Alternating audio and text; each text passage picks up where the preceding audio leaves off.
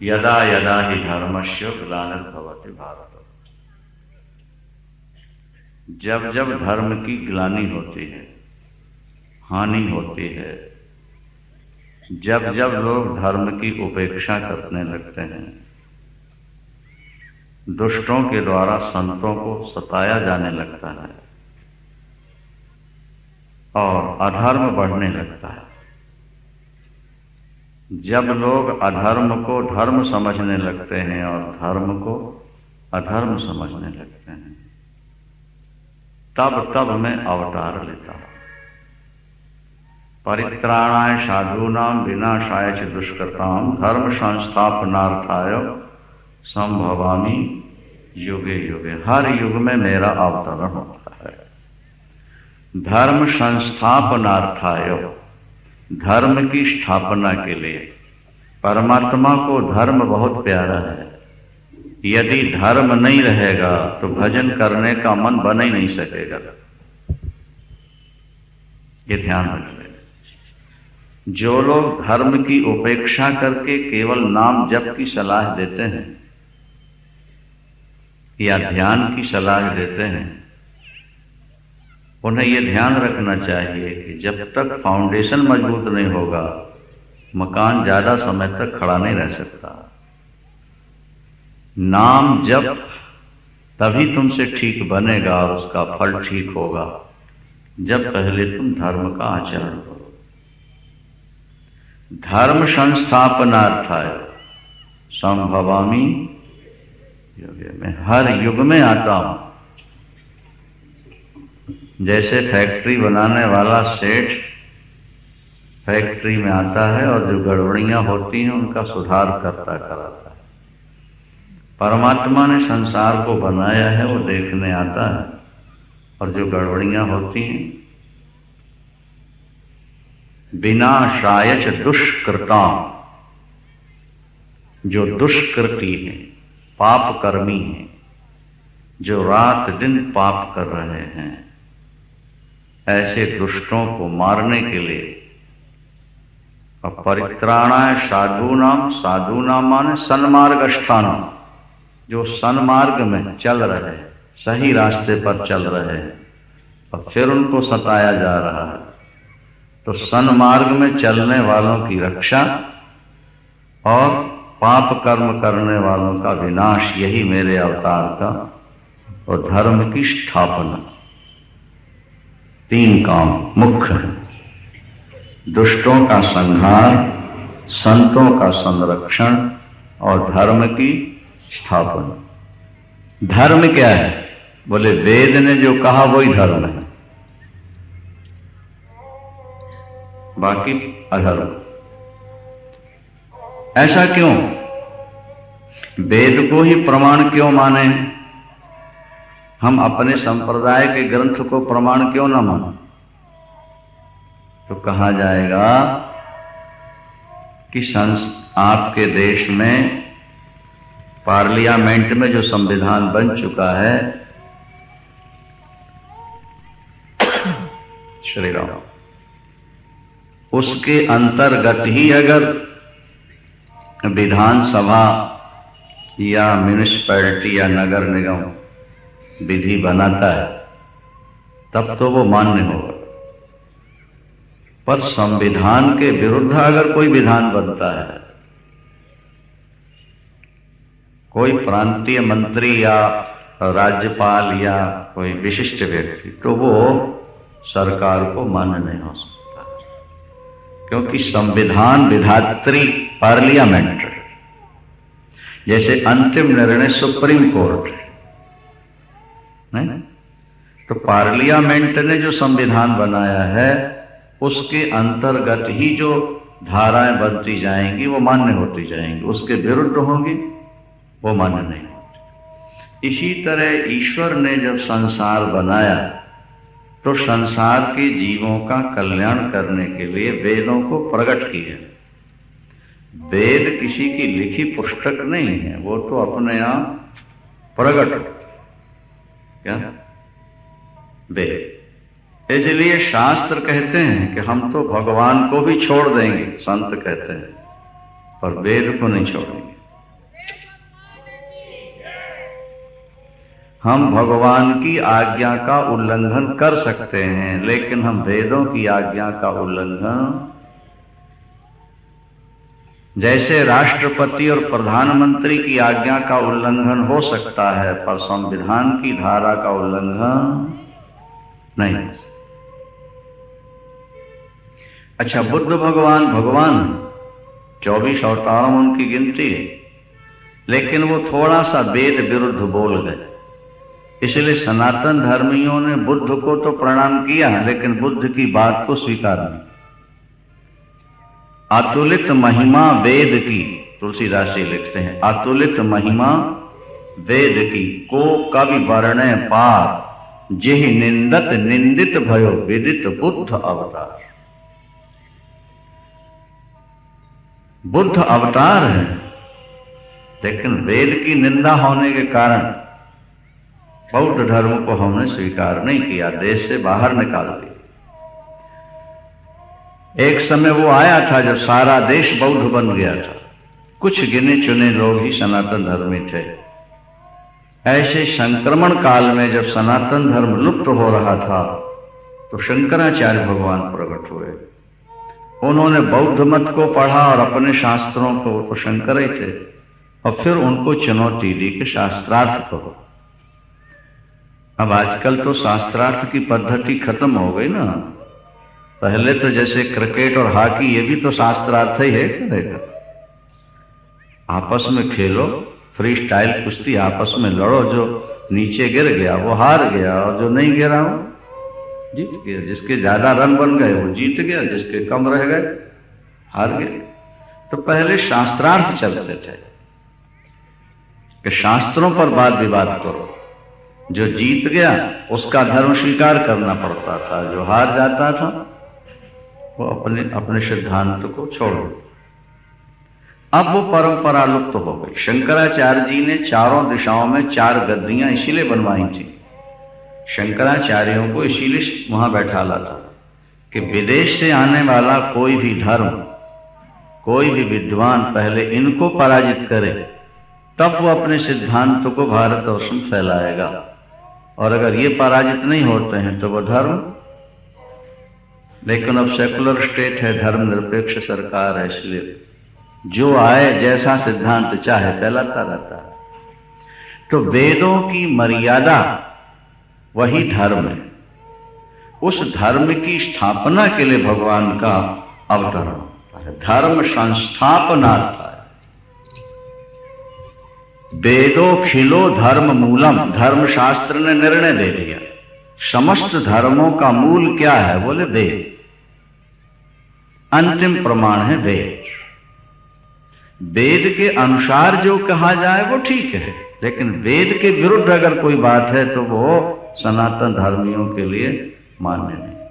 और जब वेदों की अवहेलना होने लगती है, वेद सिद्धांतों का मजाक उड़ाया जाने लगता है, तो फिर भगवान अवतार लेते हैं, और अवतार लेकर के क्या उन दुष्टों का संहार करते हैं जो वेद का मजाक उड़ाते हैं, जो धर्म का उपहास करते हैं, और फिर धर्म की स्थापना करते हैं। लेकिन उसके बाद भी भगवान अगले श्लोक में कहते हैं, 9वें श्लोक में, कि मेरा जन्म और मेरा कर्म ये दोनों दिव्य है। सामान्य जीव की तरह मैं पैदा नहीं होता अर्जुन, मैं प्रकट होता हूं। भय प्रगट कृपाला दीन दयाला कौशल्या हित का। भय प्रगट, मेरा जन्म सामान्य बच्चे की तरह मलमूत्र में लिपटा हुआ नहीं होता, मैं तो प्रकट होता हूं। भगवान कौशल्या मां के सामने चतुर्भुज रूप में प्रकट हुए। भगवान कृष्ण भी जेल में तमद्भुतम बालक मम बुजे क्षणम चतुर्भुजम शंख गदायुधायुधम, भागवत का। भगवान कृष्ण जब प्रकट हुए, चतुर्भुज शंख चक्र गदा पद्म धारण के प्रकट, पैदा नहीं, प्रकट हो, प्रकट हो। मेरा जन्म दिव्य है और मेरे कर्म भी दिव्य है। कर्म तो ठाकुर भी करते हैं, हम आप भी करते हैं, लेकिन ठाकुर जो कर्म करते हैं उसमें उनका कोई स्वार्थ नहीं होता, वहां फल की कोई इच्छा नहीं होती, इसीलिए वो कर्म भी दिव्य है। जो कर्म वासना से प्रेरित होकर किया जाए, जो कर्म लोभ से प्रेरित होकर किया जाए, जो कर्म अपने शरीर को और परिवार को सुखी बनाने के लिए किया जाए, वो कर्म मलिन कहलाता है। समझो उसको। और जो कर्म समाज के हित की दृष्टि से किया जाए, कर्तव्य बुद्धि से किया जाए, निष्काम भाव से किया जाए, वो कर्म दिव्य कहलाता है। तो ठाकुर जो कर्म करते हैं वो कर्म दिव्य होते हैं, उसमें मलिनता नहीं है, स्वार्थ नहीं है, वासना नहीं है, ईश्वर के कर्म। इसलिए मजे की बात ये देखो ना कि ठाकुर ने परिवार बढ़ाया तो सबसे ज्यादा बढ़ा दिया, और जब संहार हुआ तो एक साथ सबका संहार हो, और ज्यादा परिवार हुआ तो कोई खुशी नहीं थी, और पूरा का पूरा परिवार करोड़ों की संख्या में था, नष्ट हुआ तो ठाकुर के मन में कोई पीड़ा नहीं थी, मुस्कुरा रहे थे पीपल पेड़ के नीचे बैठकर। सारा परिवार नष्ट हुआ, लेकिन वे पीपल पेड़ के नीचे बैठ के मुस्कुरा रहे थे। बहेलिया ने मृग की आंख समझकर बाण मारा जो पैर में लगा, क्योंकि पैर में पद्म का चिन्ह था। और जब दौड़ करके आया बहेलिया के मृग मारा गया, देखा तो ठाकुर के पैर में बाण लगा हुआ था। भयभीत होके चरणों में गिर पड़ा, लेकिन देखा कि ठाकुर उसे देख के मुस्कुरा रहे थे, और वो रोकर कह रहा था कि मुझे दंड दीजिए। भगवान ने कहा दंड नहीं, तुमको पुरस्कार मिलेगा, क्योंकि तुमने मेरे चरणों में प्रणाम किया है। स्वर्ग से विमान बुलाया, बहेलिया को बैठाला और बोले जाओ, बाण मारने का पुरस्कार, तुम सीधे स्वर्ग चले जाओ। देवता भी पुष्प बरसाते हैं और बाजे बजाते हैं। अन्यथा जिसका सारा परिवार समाप्त हो गया हो, क्या जिनके पैर में बाण लगा हो, तो दुखी होना चाहिए? नहीं, हाँ नहीं। कर्म मलिन वही होता है जहां वस्तु के पाने पर आपको खुशी होती है और जाने में आपको गम होता है, दुख होता है, वो कर्म मलिन। पदार्थ आया तो स्वागत है, और चला गया तो विदाई। क्या आए तो स्वागतम, वेलकम, और जाने लगे तो जय राम जी की, बोलो वृंदावन। भगवान का जन्म दिव्य है सज्जनों, और भगवान के कर्म भी। एवं यो वेत्ति तत्वतः, ऐसा जो तत्व से जानता है। कर्म मलिन कब होता है? जब संग्रह की प्रवृत्ति होती। देखो, अग्नि देवता मुर्दे भी खाते रहते हैं, मांस भी खाते रहते हैं, शराब भी पीते रहते हैं। अग्नि में शराब डाल दो तो खत्म, और मुर्दा डाल दो तो खा गए, और मांस गाय भैंस बकरी डाल दो तो खा। लेकिन अग्नि अभी तक कभी अपवित्र हुई है? बोलो। गंगा में हजारों की हड्डियां रोज गिर रही हैं, अपवित्र हुई है? सूर्य भगवान अपनी किरणों से सबके अंग छू रहे हैं, अपवित्र हुए? दोष लगा? तो ये तो सब भगवान के बनाए हुए हैं। जब इनको दोष नहीं लगता तो इनको बनाने वाला जो निराकार निर्विकार निरंजन परमात्मा है, उसमें दोष कहां से लग जाए? भगवान कहते हैं तत्व से समझ लो कि आकाश को भी पैदा करने वाला ईश्वर है, वही निराकार है और वही साकार है। वही निराकार है और वही साकार है। और जब आकाश भी विकारवान नहीं होता तो आकाश को बनाने वाला, आकाश से भी सूक्ष्म परमात्मा, वो विकारवान कैसे हो सकता? जो व्यक्ति मेरा जन्म और मेरे कर्मों को दिव्य मान लेता है, समझ लेता है, वो जब शरीर छोड़ेगा तो सीधे वैकुंठ जाएगा, उस पर किसी चीज का असर नहीं हो सकता। नयति मामेति सोऽर्जुन। इससे पहले आपको किसी ने प्राप्त किया है? बोले जिनके मन से राग और द्वेष निकल गया, ऐसे बहुत सारे संत अभी तक मुझको प्राप्त कर चुके हैं। क्या? बहवो ज्ञान तपसा पूता मद भाव मागता। बहुत सारे ज्ञानी महात्मा शरीर छोड़कर मुझको प्राप्त, मेरी उपासना करके बहुत सारे संत मुझको प्राप्त कर चुके हैं। साकार की उपासना में सरलता है, निराकार में मन टिकता नहीं जल्दी जल्दी। मनोनाश और वासना क्षय न हो जाए, ध्यान से सुने। जब तक जीवन की समस्त वासना समाप्त न हो जाए और मन के संकल्प खत्म न हो जाए, तब तक इस निराकार में मन टिकता ही नहीं, ऐसा शास्त्रों का कथन। मनोनाश वासना क्षय, तब निराकार का अधिकार। लेकिन सगुण साकार में अगर मन का नाश नहीं हुआ, वासना का क्षय नहीं भी हुआ, तब भी सगुण साकार का एक एक अंग देखने लगो, उनकी लीला सुनने लगो, उनका नाम जपने लगो, तो मन धीरे धीरे वहां टिकने लगता है। निराकार की अपेक्षा साकार के पुजारी यहीं रह जाते हैं, आगे नहीं जाते। निराकार के पुजारी ही वैकुंठ जाते हैं, ज्योति ज्योति में लीन होते हैं। इसलिए निराकार को छोड़ो, निराकार को भजो, ऐसा भी ढिंढोरा पीटा जाता है। लेकिन ये गलत है, केवल अपना संप्रदाय बढ़ाने वाली बात कही जाती है। क्या? जब भगवान स्वयं कह रहे हैं कि बहवो ज्ञान तपसा पूता मद भाव मागता, इससे पहले बहुत सारे ऋषि महर्षि क्या पवित्र होकर, ज्ञानवान होकर मुझको प्राप्त हो चुके हैं, मेरा भजन करके, माम उपाश्रिता। क्या?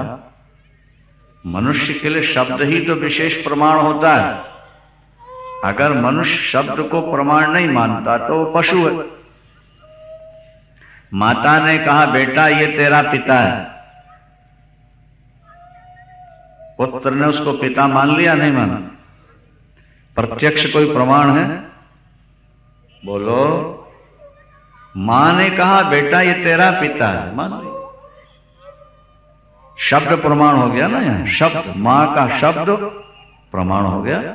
इसी तरह वेदों का, शास्त्रों का शब्द ही प्रमाण होता है। जब भगवान कृष्ण स्वयं कह रहे हैं कि मेरी उपासना करके बहुत सारे संत ज्ञानी मुझको हो चुके हैं, इस शब्द के प्रमाण के आधार पर फिर हमें साकार की उपासना में समस्या क्या है? सुगमता भी है। निराकार माने गन्ने के अंदर छुपा हुआ रस, और साकार माने मिश्री की डली। दोनों एक हैं, लेकिन गन्ने के अंदर से रस निकाल करके उसको मिश्री बनाने में कठिनाई है, और बनी बनाई मिश्री की डली को मुंह में डाल लो, अब महाराज कुछ करने नहीं है, मीठा मुंह होता रहेगा, तुम्हारा स्वाद मिलता रहेगा। जब निकला हुआ रस गिलास में मिल रहा हो या मिश्री की डली मिल रही हो, तो फिर गन्ने को दांतों से छीलना और फिर उसको तोड़ना और दांतों के नीचे प्रेस करना, दबाना, ये कष्ट काहे को उठा रहे हो?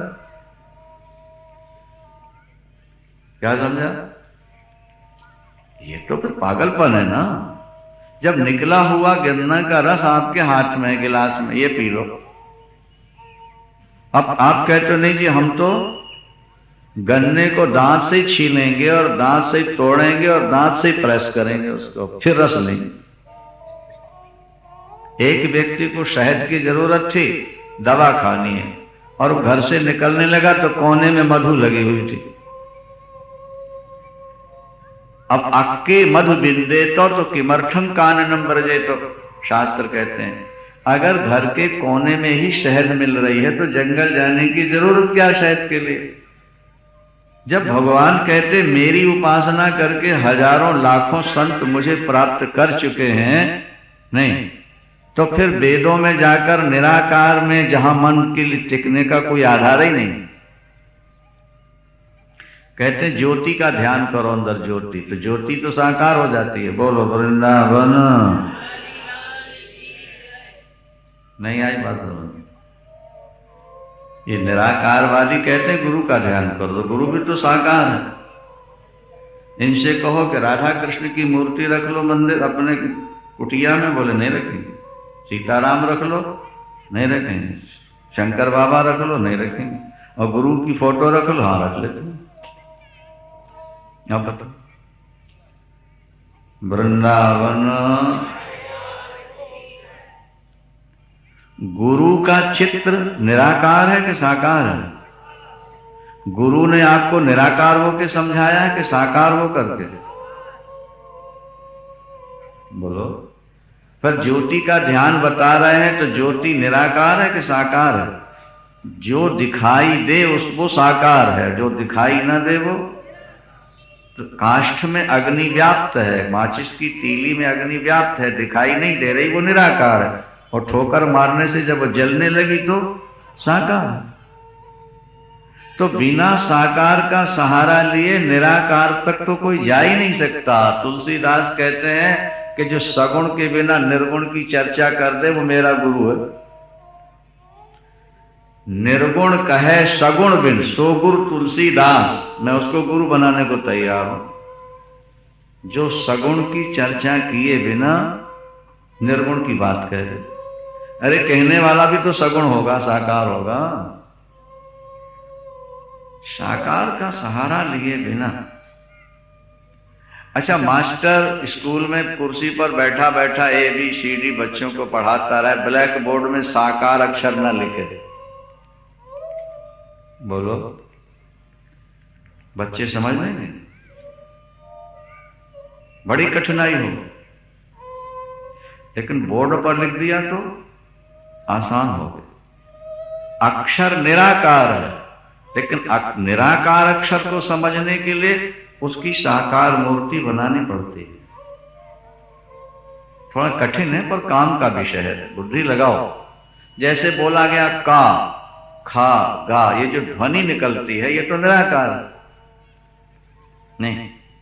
और बोर्ड पर फिर उसका एक आकार बनाया गया, का, फिर खा, फिर गा, तो ध्वनि जो निकली वो तो निराकार है, लेकिन उसका एक साकार रूप बना लिया, क्योंकि साकार से निराकार समझ में आ जाएगा। जब तक साकार नहीं पकड़ोगे निराकार समझ में नहीं आएगा। इसलिए पहले साकार को पकड़ लो, ये शास्त्र। और भगवान कृष्ण भी कहते हैं राग और द्वेष से ऊपर उठ जाओ, मन मुझ में लगा के मेरी उपासना करो। बहुत सारे ज्ञानी लोग मुझको प्राप्त हो चुके हैं। क्या? और ये मेरी प्रतिज्ञा है अर्जुन, ये यथा माम प्रपद्यन्ते ताष्टथैव भजन मम वर्तमान वर्तन्ते मनुष्या पार्थ सर्वश। बहुत अच्छा।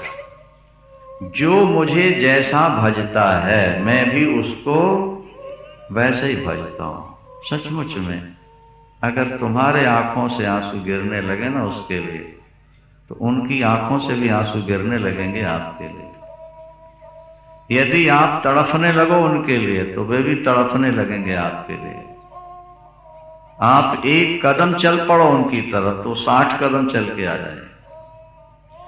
जो तू दौड़े एक पग तो मैं दौड़ूं 60, और पाछे पाछे मैं फिरूं कभी न छोड़ूं साथ।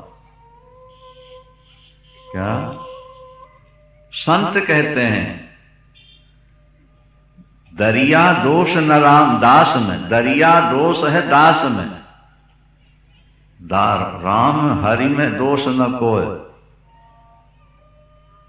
जो जन चले एक पाँव तो हरि दौड़े 100 कोस। दरिया संत हुए हैं, वो कहते हैं दोष साधक में है ईश्वर में नहीं। दोष तेरे अंदर है, ईश्वर में दोष नहीं। तो एक कदम अगर ईश्वर की ओर बढ़ेगा तो वो 100 कोस तेरे तरफ दौड़ करके आएंगे। भागवत में भगवान कहते हैं जो निरंतर मेरे चिंतन में डूबे रहते हैं, संसार से कोई अपेक्षा नहीं रखते, संसार में किसी के साथ बैर विरोध नहीं करते, मैं सदा उनके पीछे पीछे चलता हूं। बोलो, हर समय उनके पीछे रहता हूं। पीछे क्यों रहते हो प्रभु? बोले इसलिए कि भक्त के चरणों से जब धूली उड़ती है चलते समय, उस धूली से स्नान करके मैं पवित्र होता हूं।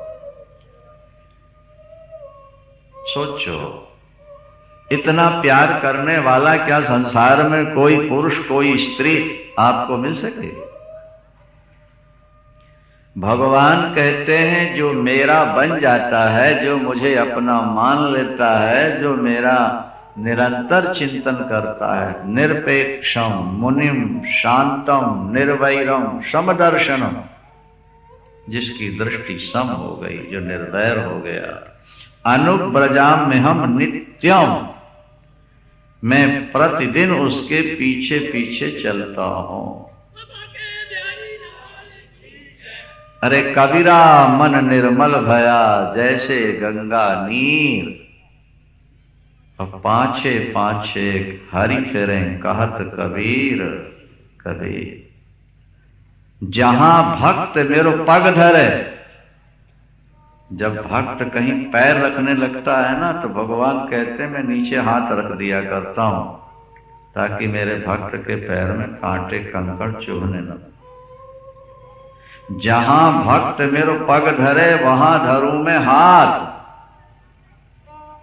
और पाछे पाछे मैं फिरूं कभी न छोड़ूं। ये यथा माम प्रपद्ये, एक श्लोक की व्याख्या करें तो कई दिन लगेंगे। भक्त जैसा मुझे भजता है मैं उसको भी वैसा ही भजता हूं। मुझसे भक्त जितना प्यार करता है मैं भी अपने भक्त से उतना ही प्यार करता हूं। विश्वास करो, अगर तुम अपनी पत्नी के बराबर प्रभु से प्यार कर लो तो पत्नी भले तुम्हें धोखा दे दे, लेकिन ठाकुर तुम्हें धोखा कभी नहीं देगा। पत्नी तुम्हें भले छोड़ के दूसरे से प्यार कर ले, लेकिन वो तुम्हारे प्यार का बदला प्यार से ही चुकाएगा। जब गोपियां रास मंडल में आईं और रास करते भगवान अंतर ध्यान हुए, गोपियां व्याकुल होकर ढूंढती हैं, और जब प्राण निकलने लगे वियोग में तो ठाकुर वहीं प्रकट हो गए। गोपियों ने पूछा, ठाकुर हम इतना प्यार करती हैं तो आपने हमको क्यों छोड़ दिया? उन्होंने कहा, गोपियों कोई कीमती मणि मिल जाए किसी को और असावधानी से वो गिर जाए और फिर बहुत ढूंढने रोने के बाद मिले तो दोबारा सावधान रहेगा क्या? सावधान होगा, सावधान हो जाएगा। मैं तुमसे जो अलग हुआ था इसका ये मतलब नहीं कि मैंने तुम्हें छोड़ दिया था, तुम्हारे अंदर थोड़ी सी असावधानी हुई इसलिए मैंने तुमको छोड़ा, और अब व्याकुलता के बाद में मिला हूं, शायद अब तुम कभी असावधान नहीं होगे। रह गई बात ये कि तुमने हमसे प्यार किया तो सुन लो कान खोल करके। गोपियों कान खोल के सुनो, अगर मैं देवताओं की दिव्य आयु लेकर के करोड़ों वर्ष के लिए यहां रहकर तुम्हारी सेवा करूं तब भी तुम्हारे प्यार का बदला नहीं चुका सकता। मैं जन्म जन्म तुम्हारा कर्जदार हूं, तुम मेरी स्वामिनी हो, मैं तुम्हारा ऋणी हूं तुम्हारे प्यार का सदा के लिए।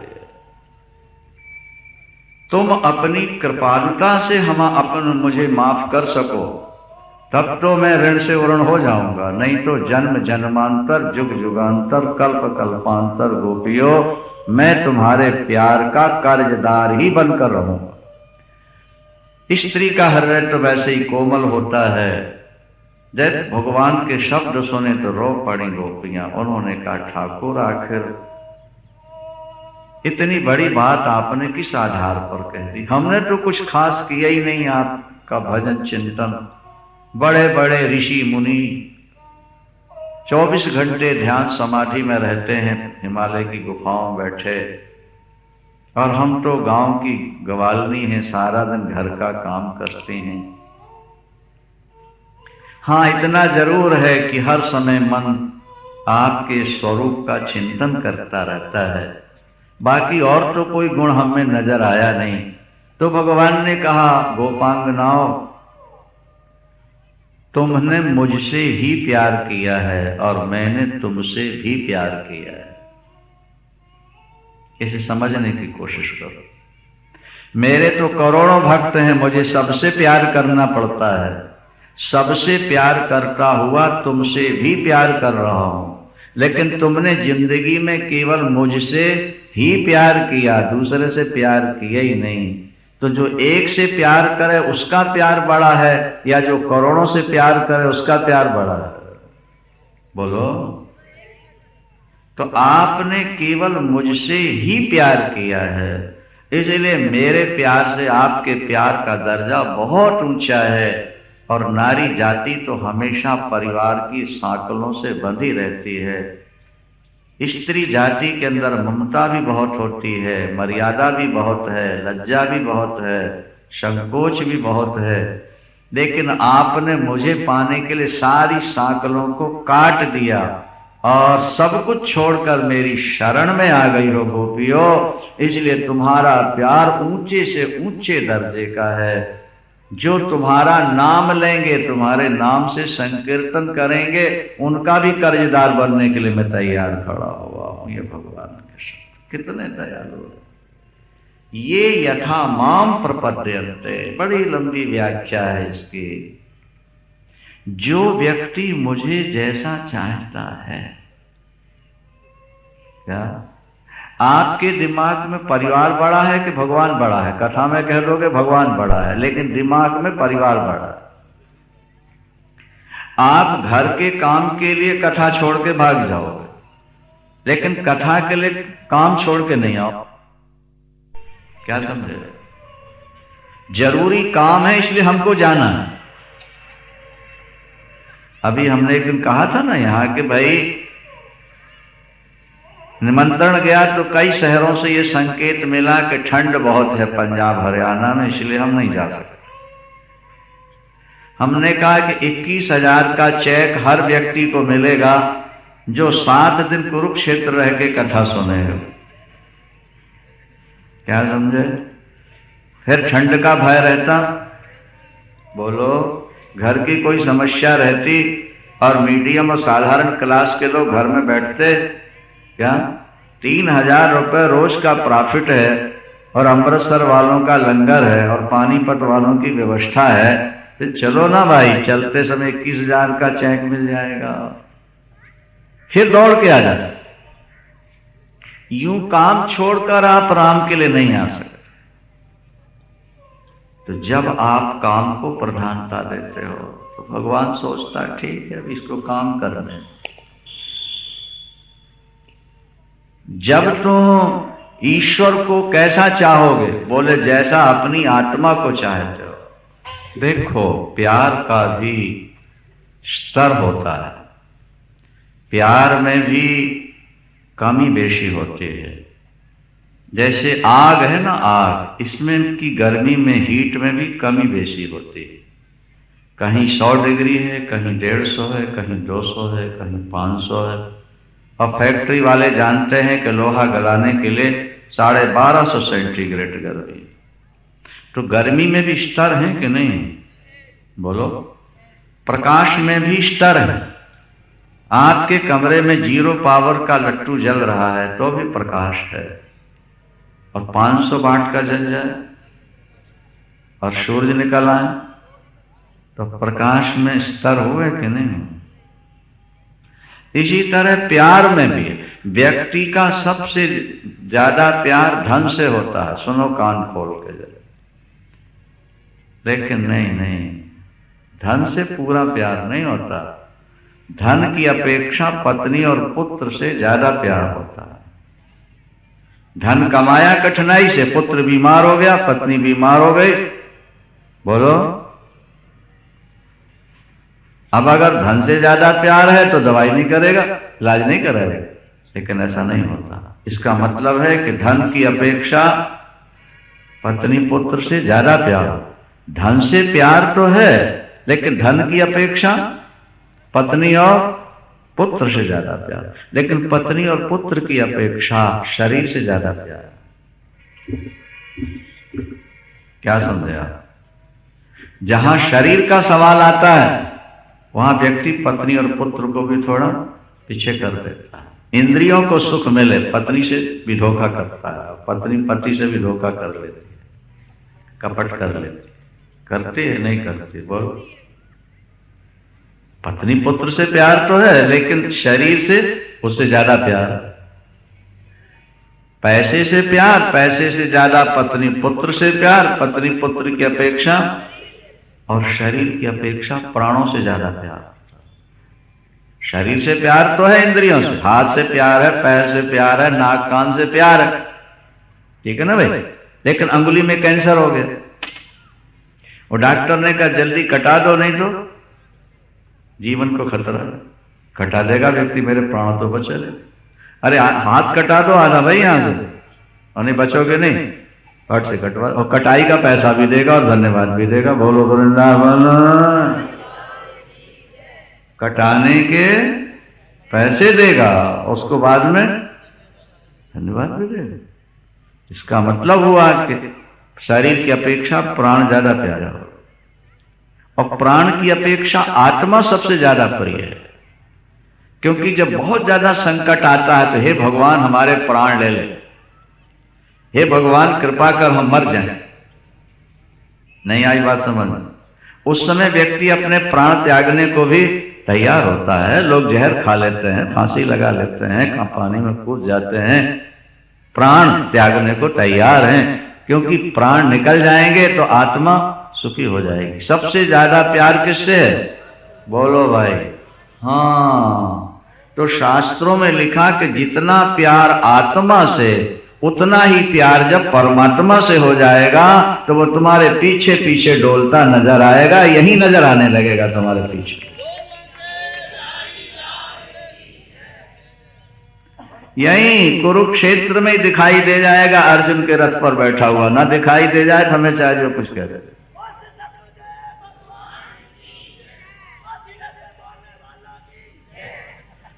लेकिन प्यार हो आत्मा। अभी तो पैसे जैसा प्यार नहीं है, फिर पत्नी पुत्र जैसा कैसे होगा, फिर शरीर जैसा कैसे होगा, और फिर प्राणों जैसा, फिर आत्मा। सबसे अंतिम डिग्री है प्यार की आत्मा।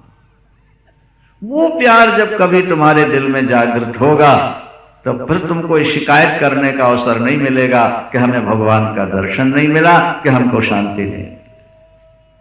जब तुम भगवान के बिना नहीं रह सकोगे तो भगवान भी तुम्हारे बिना नहीं रह सकेगा। ये सूत्र है जो अपनी जिंदगी की डायरी में नोट करके रखो।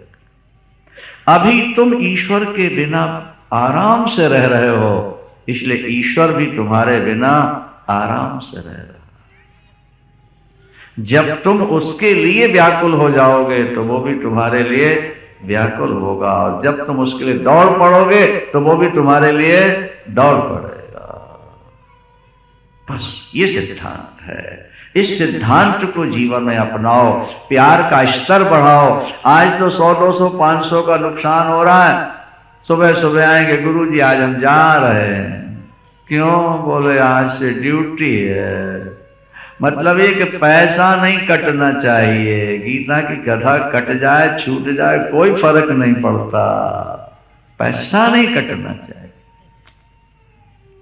और साले की शादी हो तो बोलो, फिर छुट्टी उट्टी और पैसे वैसे वहां गड़बड़ हो जाए तो कोई फर्क नहीं पड़ता। बीवी के भाई की शादी में शामिल होंगे तो बीवी तो खुश रहेगी ना, और बीवी खुश रही तो यही स्वर्ग है। फिर क्या बात है, बाकी तो होता है। अभी ईश्वर से प्यार फॉर्मेलिटी के रूप में है, देखा देखी रूप में है। वास्तव में हृदय से जब प्रीति जागृत होगी वो अलग दिखाई दे जाएगी कि हृदय से प्रीति जागृत हो गई है। थोड़ा दर्जा है, बहुत थोड़ा दर्जा है। ये यथा माम प्रपद्यन्ते, भगवान कहते हैं जो व्यक्ति मुझे जैसा भजता है मैं भी उसको। अगर तुम अपनी जायदाद का 1/8वां हिस्सा भगवान को दे दो तो परमात्मा भी अपने बैकुंठ का 1/8वां हिस्सा आपको दे देगा। तो आपका हिस्सा बड़ा है कि ठाकुर का हिस्सा बड़ा है? सोच लो जरा तुम भैया। हाँ, और अगर तुम अपनी जायदाद का 50% ठाकुर को दे दो तो वो अपना 50% आपको दे देगा। और कहीं आपने 100% अपना दे दिया तो वो भी अपना सब कुछ आपके चरणों में समर्पित कर देगा। मदन्यत ते न जानन्ति नाहम तेभ्यो मनागपि। भागवत में लिखा कि जो भक्त मुझे छोड़ और किसी को नहीं जानता, मैं भी ऐसे भक्त को छोड़कर और किसी को नहीं जानता। किसी अभी भजन में कमी है, अभी लगन में कमी है, अभी साधन में कमी है। इस बात को स्वीकार करो और आगे बढ़ने की कोशिश करो। अगर एक विद्यार्थी 3 साल तक एक ही क्लास में फेल होता रहे तो आत्महत्या करने को तैयार हो जाता है।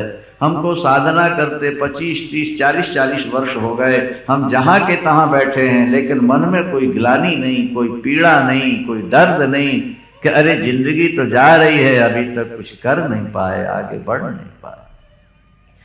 ये यथा माम प्रपद्यन्ते तांश तथैव मम वर्तमान वर्तन्ते मनुष्य पार्थ सर्वशः। सभी मनुष्य मेरा ही अनुसरण करते हैं। अच्छा अर्जुन, जो व्यक्ति कर्म करते हैं अगर वो कर्म ठीक ढंग से करें तो कर्म करते हुए भी सिद्धि प्राप्त हो जाती है, बल्कि कर्म से जल्दी सिद्धि प्राप्त होती है। और एक बात और सुन लो, 4 वर्ण मैंने बनाए। भगवान कृष्ण कहते हैं 4 जातियां, श्लोक देख लो, चातुर्वर्ण्यम मया सृष्टम। और आजकल के ये अंग्रेजिया बाबू कहते हैं कि जात पात तो लोगों ने बना रखी है, ईश्वर ने किसी की जात बात नहीं बनाई है। और अब देख लो क्या लिखा, वेद में भी लिखा कि 4 जाति मैंने बनाई,